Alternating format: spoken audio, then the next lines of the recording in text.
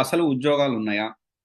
Right. అసలు ఉద్యోగాలు ఉన్నాయా? ఇప్పుడు ఉద్యోగాల పరిస్థితి ఎలాగ ఉంది? ఇంకా ఉద్యోగాలన్నీ తీసేస్తున్నారా?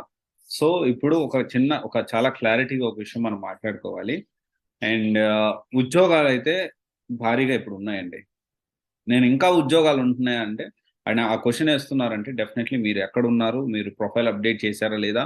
ప్రొఫైల్ అప్‌డేట్ చేస్తే ప్రాపర్‌గా రెజ్యూమ్ అప్‌డేట్ చేశారా? ప్రాపర్‌గా రెజ్యూమ్ అప్‌డేట్ చేస్తే సరైన కోర్స్ నేర్చుకున్నారా లేదా?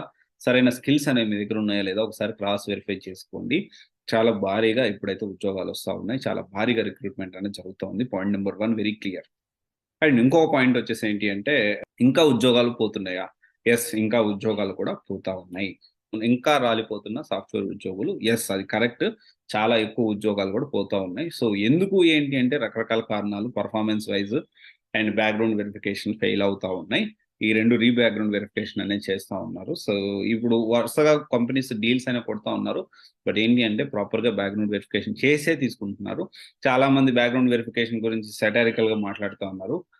బ్యాక్‌గ్రౌండ్ వెరిఫికేషన్‌తో ప్రాపర్‌గా ప్లానింగ్ లేకపోతే సో, మీ కెరియర్ కూడా అంతే సాటారికల్‌గా ఉంటుంది. ఎవరైతే సర్కాస్టిక్ వేలో బ్యాక్‌గ్రౌండ్ గురించి వెరిఫికేషన్ గురించి మాట్లాడుతున్నారో, వాళ్ళ గురించి మాత్రమే నేను మాట్లాడుతా ఉన్నా.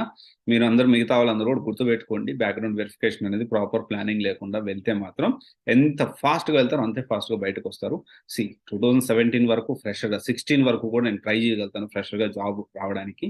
దానికి సంబంధించిన ఆప్షన్స్ అనేవి ఉన్నాయి. సో, వరుస సినారియోలో మాత్రమే వెళ్ళండి. అండ్ బ్యాక్‌గ్రౌండ్ వెరిఫికేషన్‌లో ఏమైనా ఇష్యూస్ ఏమన్నా అర్థం కానిది ఉంటే definitely you can attend for counselling. Definitely I am going to help you in that manner. Okay. ఇది ఒకసారి ఆలోచించండి guys. Thank you. This is